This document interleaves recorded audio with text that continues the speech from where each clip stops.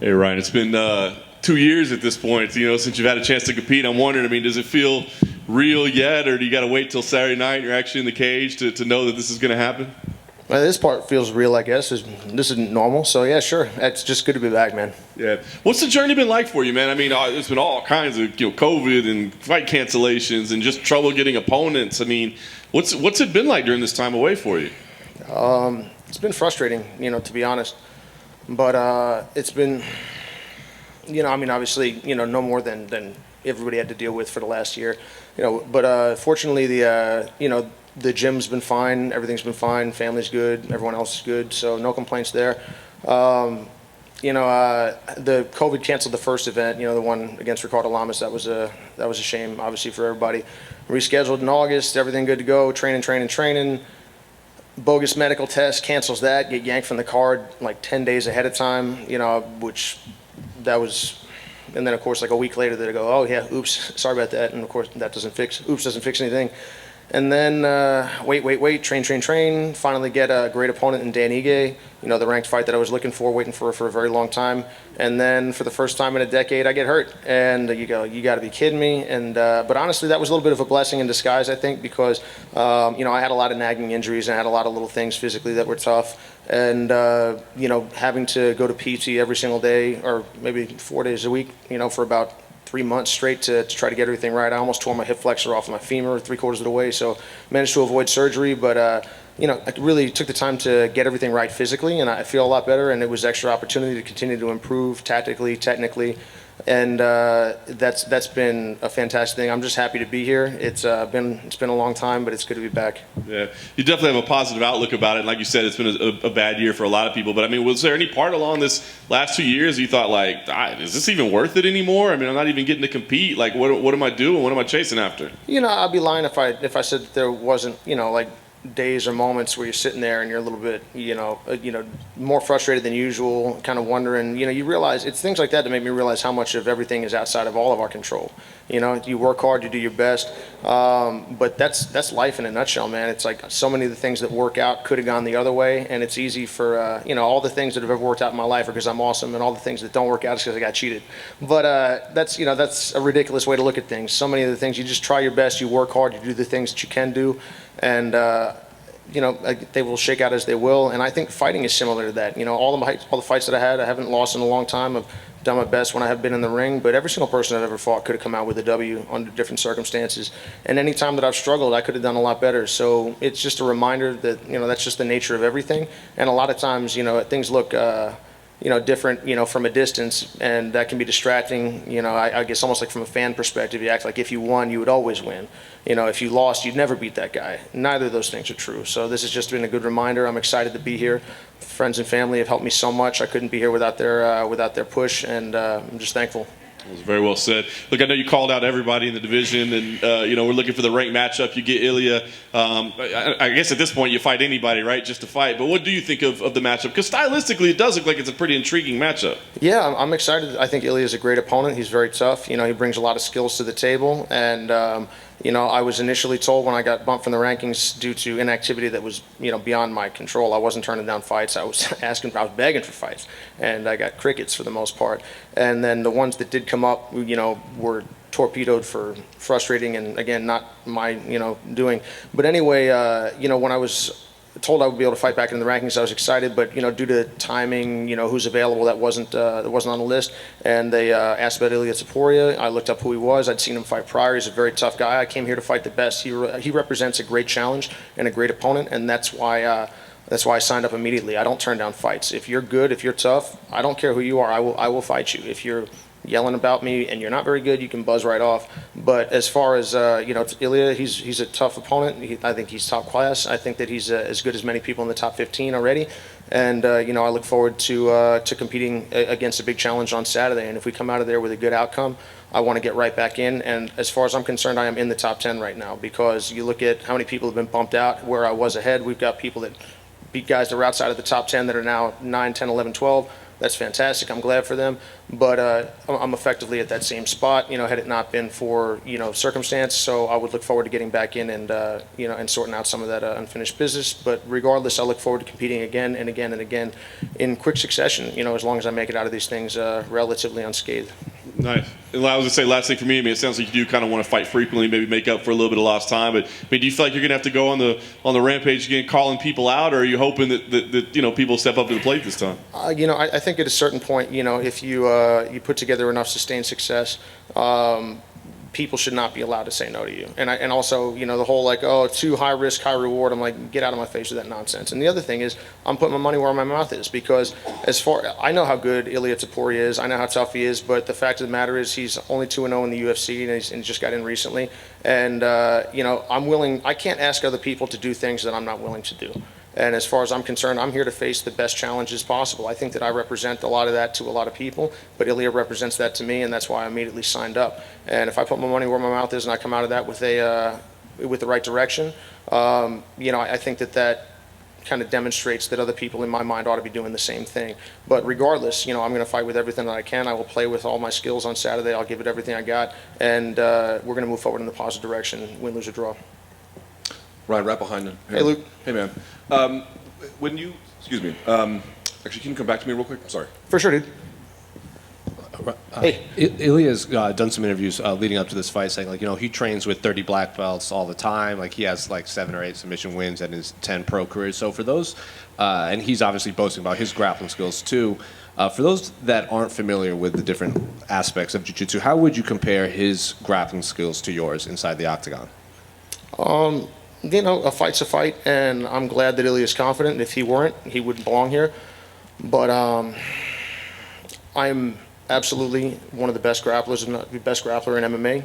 And I'm just here to compete. I haven't had the opportunity to demonstrate that very often because of lacking opponents. But I'll look forward to putting that into practice on Saturday. And if he wants to test his grappling, I think I'm the right guy for it. I'm sure he's good. I've seen what he's done, but the reality is I've been at a very high level for a very long time. I've been working hard. I've been improving since I've been at that level, and I just look forward to the challenge that he brings. And you said you would be fine of him testing his grappling against you. But what if this fight stays standing? Have you watched any of his striking at all, and are you impressed with his striking? Of course, yeah. No, Ilia's very tough. I'd say a lot of times MMA is interesting because I think a lot of people have to convince themselves that the other guy isn't very good, in order to get in there. And I don't think that. I think every single person that I've fought, from Artem, was tough, particularly tough for me at the time relative to my, my skills. And a lot of times you're not your record. You are what you bring into the ring. You are your skills. I mean, you watch, Artem Lobov have a 5-round main event with Cub Swanson. It was close to the top of the division at the time. And it was, obviously Cub's fight, but it was not uncompetitive.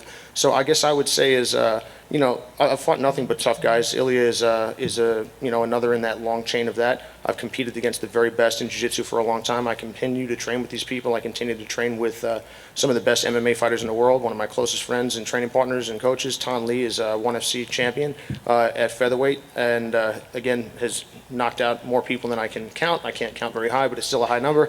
The idea is just, I haven't been outstruck in any of my fights, and that doesn't mean that that's impossible. But there's this continuing narrative that I'm not a good striker. I'm not Stephen Thompson. I don't need to tell anybody that. But I'm a lot better than people give me credit for, and I think maybe it makes them feel better to go to sleep at night if they tell themselves or others that I don't bring much to the table there. I'm not a jiu-jitsu guy. I'm a mixed martial artist, and I have been for a long time, and I do my best to grow and improve. And whether this fight is on the feet, on the ground, or some combination of the above, I look forward to employing every bit of skill that I have. And finally, I just want to get your thoughts, not related to this fight, but the last 2 pay-per-views, we saw Jacare's arm get snapped in half, and then we saw Jamal Hill's arm at the time it looked like it was broken, but it was dislocated. So that's not a big deal, huh? Yeah, right? Just hanging off his body. So what do you make of this rise of fighters that are getting these serious injuries, recently? Because it happened the last 2 pay-per-views. I mean, if you're willing to step into a cage and fight another man or another woman for money in front of God knows how many people, both present physically and also watching, there's a level of bravery, courage, physical durability, toughness, belief that is required to do that, particularly at this level. And that's another one of the reasons. I'm not here to disrespect anybody. I respect every single one of my opponents for their willingness to get in, win, lose, or draw every single time, and and also for their skills that they bring. Every single person that I've fought is dangerous, and when you when you know that about the other person, everyone has the chance to beat everyone else. And also, people are there. This is not a grappling match. I love grappling. I love jiu-jitsu, but sometimes people, and this isn't a slap grappling match either. This is it's a serious business. You know, you can get hurt in there. And when you go in with a mentality that is necessary to perform at that level, sometimes injury occurs. I think in both of those cases, the gloves played a big role. And that is an interesting difference between, let's say, for instance, submission grappling and mixed martial arts. You know, it's like you got a little brick on the end of your hand, and if that thing gets caught in a weird way, you can be SOL. But I don't know. I think that, you know, that's a small sample size, and it's tough to make any sort of, you know, grand statements beyond ouch. But, you know, both Jacare and Jamal are very, very tough. And, you know, that's just the risk that's the cost of doing business, I think. And I'm just glad to see that both people are on the mend. One final thing. A lot of people are blaming the ref for the Jamal Hill. They say he maybe missed the tap, or they should have stopped it sooner when he saw his arm. Where do you fall on that argument? You know, I mean, I don't have the fight right in front of me, so I can't say it. But I think a lot of times people end up blaming the referee. The refs have a tough job. You know, you stop it too early, people freak out. You stop it too late, people freak out. You know, obviously this is serious business, and you are getting hit in the head. You try to limit that. You do have the possibility of having a joint injured. But I would always prefer to have extra time to fight. I don't want anyone stopping my fights. If that means that I take an extra 5, 10 punches, I would love for that not to happen. But I got to be honest, I want the opportunity to continue. I mean, look at Ben Askren versus Robbie Lawler. What a fight! You could have easily stopped that one without any complaint partway through. And, you know, when Ben was in trouble and they didn't. And then, look, he managed to rescue himself, come out, you know, in a good situation. Then they stopped it again. But I think that was probably, or stopped it in that case, but I think that was probably a reasonable stoppage that wouldn't have impacted the outcome in all likelihood. But I guess as an athlete, I would always prefer for the opportunity to bail myself out. So I recognize that when I get myself involved and I say something like that, that comes with a cost. It's like if I want to complain about having some mild degree of head trauma later in my life, I mean, what did I not expect that this might be on the list? So I would say that's part of the reason that I fight the way that I do, is you recognize that it's, what do they say in Princess Bride? You know, you studied, and in studying you learned that man is mortal. That's the first lesson of fighting, is that you can be hurt, and that you can be killed, and that you can be hurt sometimes not in the moment, but very long term. And I try to take that seriously. But, you know, when you're in the moment, sometimes you suspend that in pursuit of the W. Ryan, one more time here. Sorry. Sure. To the best of your assessment, why do you think you've been so avoided when looking for fights? Man, you know, Luke, it's hard to, I don't live in anyone else's head, and I think a lot of times, you know, a lot of the mistakes that I've made in my life come from speculating about the inner workings of other people's minds, and sometimes I'm right and sometimes I'm wrong, but a lot of times I'll go to it's dangerous to go to an uncharitable place. What I would say is just that it's been happening. There's no question it's been happening. I think that I am, you know, by far the most unique fighter in, you know, in the top 15, 20, whatever you want to say, just in terms of skill set approach. So I get why people go, even if you had the resources to try to go and get yourself involved, you're like, well, why do I want to do this thing when I could do something I'm more familiar with? I get where that's coming from, but from a sporting perspective, that's unacceptable. I'm a martial artist. I would take all of the biggest challenges, the most unique challenges. Honestly, those are particularly interesting to me. I understand if people feel differently, but I think that they should be made to fight. And I would just say that I can't say exactly why people are avoiding it, but I think the time of that is hopefully coming to an end. And in terms of your grappling, certainly your place among the best grapplers in MMA is there, but I guess I wonder, when you think about the game and your value add there, what you're doing that your contemporaries, even very good grapplers, are not doing, what is your edge there? How do you view what you do that the game is kind of missing at large? Well, you know, all I can say is that I'm trying to fight in a way that is meaningful to me and makes sense to me and accomplishes my goals. And my goal is to come here and to play with everything that I have. My goal is to win. My goal is to hit and not be hit. My goal is to play to dominate. And dominate, a lot of times I've been in jiu-jitsu matches that I've lost and won 2-0 that were completely one-sided, and I've been in ones that were 15-2 that were a scrap. And it's not always, the score does not always tell the tale. I guess I would just say, you know, like a knockout doesn't always. There's plenty of matches that end in submission or end in a knockout that were not under control. And then there's fights that go the entire time. I think Max Holloway does a great job of this. Oftentimes you're like, man, this guy's in a 5-round fight, but he's in control seemingly the whole time. And it's Stephen Thompson, the same kind of thing. It's brilliant to watch when you watch Adesanya, when you watch these guys, Valentina, you watch some of the best guys and girls doing their thing. So I would say that I try to bring a tactical, and a strategic understanding that allows me to do these things. And I think that a lot of times the mistake that many of us can make is breadth over depth. I don't want to be an inch deep, a mile wide. If I had to pick one or the other, I'd rather go the other way. Fortunately, you don't have to pick one or the other. So I've done my best to seek out many of the best martial artists and coaches in the world, and I said, hey, I'm not good enough. What do I need to do? How can I improve? And then I respect all of their opinion, and I take their advice, and I do my best to execute what they're advising me to do in a way that seems authentic to me and feels right for how I move, how I feel, how I think. And also I'm willing to be embarrassed. Every single time I go out, I'm doing stuff that other people aren't doing, which means that when it works, generally speaking, it's written off as a gimmick. And if it doesn't work, if I get beat up, everyone's gonna say, ha ha ha, you nerd, you should have just double-legged everybody. And then I go, well, I don't think that would have worked for me either. So I just say that I think that when Conor McGregor's fighting at his best, I think when many people are fighting at their best, they're willing to take that risk of being out on an island, being embarrassed, being different. But that's always the sort of thing that I think pushes the game or pushes any game forward. And then 10, 15 years on down the line, we forget that person was out on their own saying and doing things that were a little bit different. And we go, yeah, well, of course, we all know. And then you're like, yeah, well, maybe. So I guess I would just say I do my best. I have the courage to be different, and I will display that on Saturday night.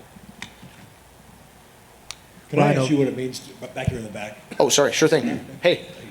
Can I ask you what it means to be on this fight card? It's back, sold out T-Mobile Arena, first fight card back here in the fight capital of the world, with a sold out, with crowd after the pandemic.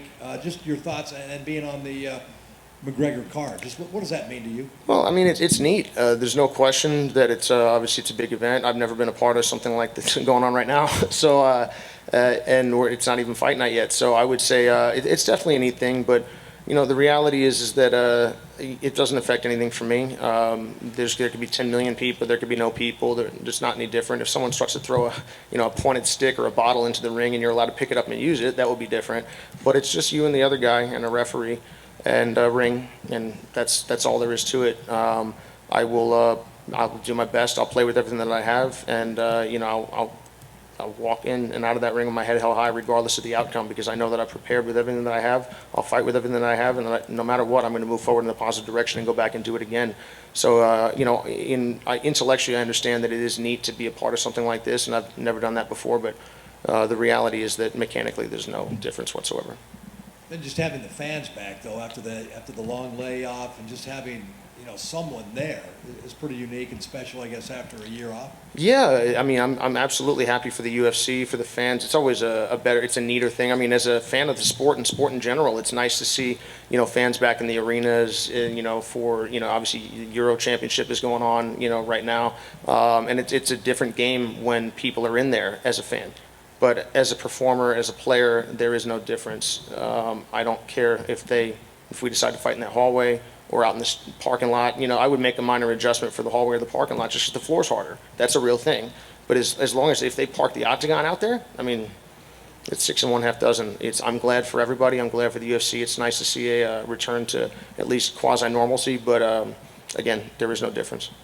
Final question. Can I ask you what your thoughts would be on the commission no longer testing for marijuana? Just what are your thoughts on that?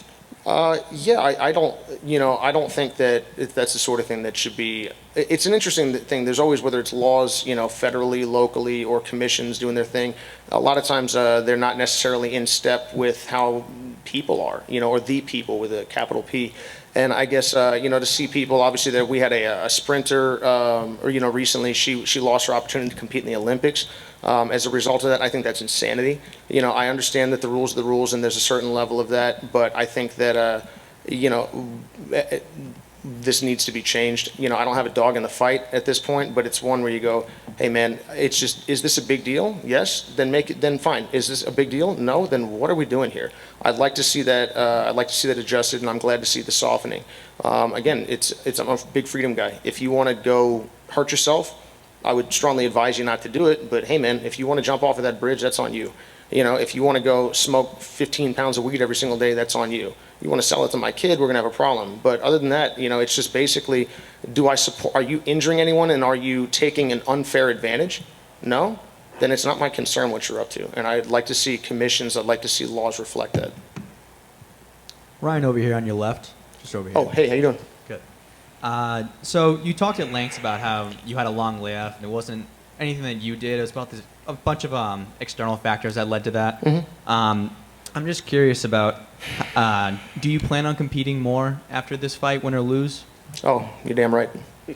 And how do you plan to combat ring rust in this fight? Ring rust is not a real thing. Last thing from me, I want to get your thoughts and predictions on the main event.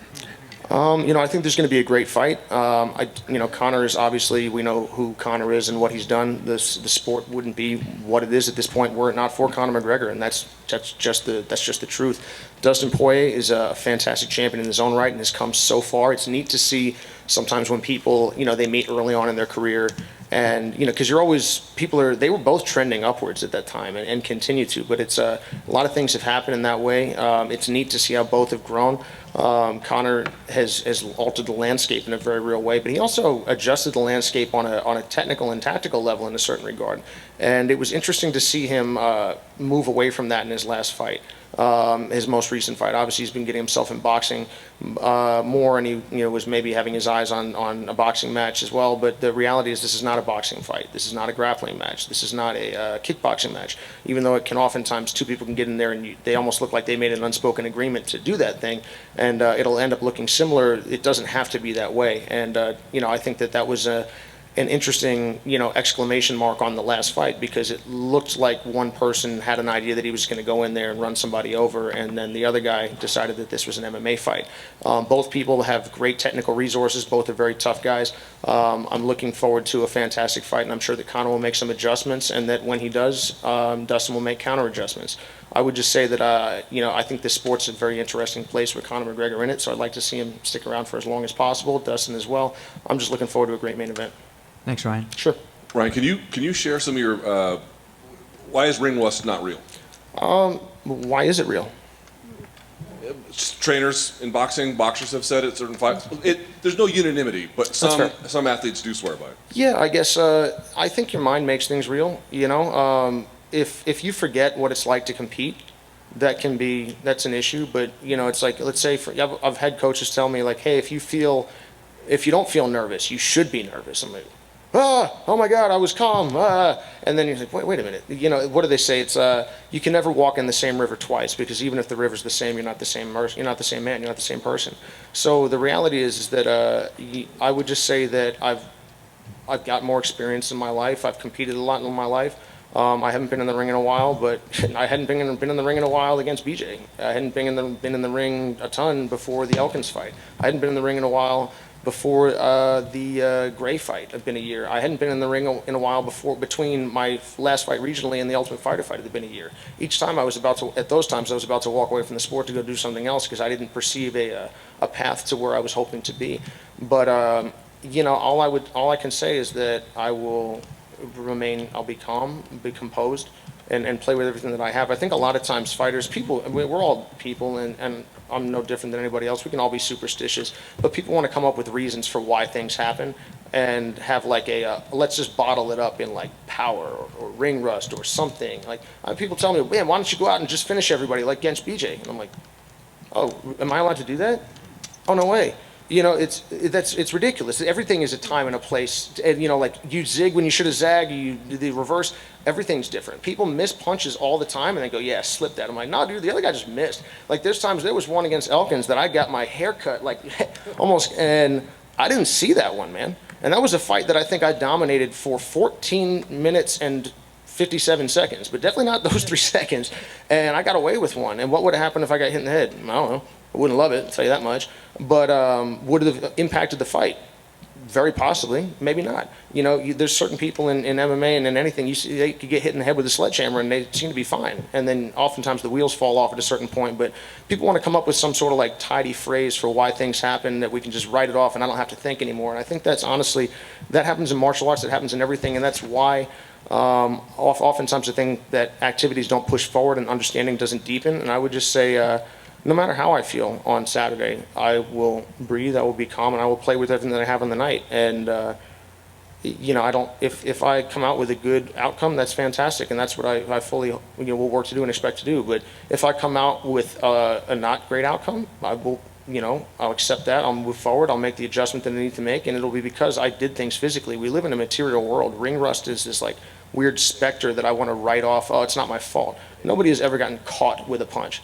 You were either standing in a place where you could be hit or you were not. None of you can punch me now. And it's not down to lack of skill, and all of you guys could beat me up, but you'd have to come over here to do it. So I would just say a lot of times I think there's a narrative adjusting that goes on, and I think fighters do this a lot, particularly because of the small sample size of fighting. I mean, you beat somebody once, people act like it would always happen, or you lose once, particularly like decisively or seemingly decisively. People act like it would happen all the time. I mean, just look at basketball. I mean, 7 games. Can you imagine they played 100 games? Who's to say we'll win? But March Madness is wild because of what? It's a one-off. Fighting is wild because it's a one-off, and it's also a more volatile game in terms of its ability to end in an instant. But I think that because of the very small sample size nature, it allows for a lot of witchcraft in people's mind, and I just don't buy into that. I hope that makes sense. Yo. One more. I think you went to South Carolina to train with Stephen Thompson. Mm-hmm. Can you tell me what was the thought process with that? Was it mutual? What did you get? What did he get? The thought process is, hey, there's Stephen Thompson. He's awesome. Wait a minute, he's my buddy. I should go hang out there, and we should train martial arts. And Stephen's one of the best strikers in mixed martial arts and has been for a long time. We met in 2012, my first trip to TriStar. I met him and his father, Ray, and I started training with Stephen on a very consistent basis, I think 2013, 2014. And, anytime you have the opportunity to go and be around, good friends, good people, and also some of the best martial artists in the world, I think that you take that opportunity with both hands. And so it was a pleasure to be down there. I try to be useful for Stephen, as a grappling, kind of dummy, particularly given that he's fighting someone who's great in Gilbert Burns. It's pretty cool that he gets to be Stephen Thompson, and the fight starts where Stephen Thompson is Stephen Thompson, most of all. I would love to have fights start on the ground. Can you imagine if Damian Maia got to start on top of people? That'd be pretty cool. But for Damien. But anyway, it's that is what it is, and Stephen is just unbelievable. And I don't know if anything that we went over is going to come up in the fight, but I know that the things that Stephen helps me with always do, because again, that's where the fight starts for me. I don't have an option of avoiding that portion of the engagement. And I would just say that I hope I'm always helpful, but I'm definitely thankful to be there. I'm thankful for them as my friends and my training partners and coaches. And I'll look forward to as a fan watching Stephen's fight and cheering him on after mine.